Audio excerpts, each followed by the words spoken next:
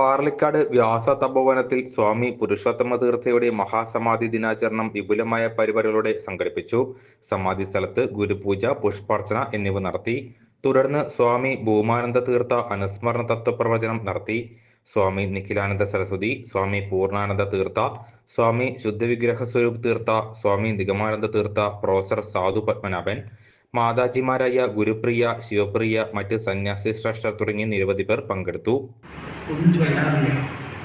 ഇപ്പോൾ ചിലർ ചൊല്ലിയാൽ നിങ്ങൾക്ക് മനസ്സിലാക്കാൻ പറ്റുമല്ലോ. ഈ ശ്ലോകങ്ങൾ കുറേ 1980-85 ഞാൻ എഴുതിയതാണ്. 2000 ശ്ലോകങ്ങളുണ്ട്.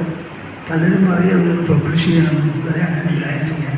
ആരെങ്കിലും ഒന്ന് നോക്കണമെന്നൊക്കെ എനിക്ക് തോന്നാറുണ്ട്.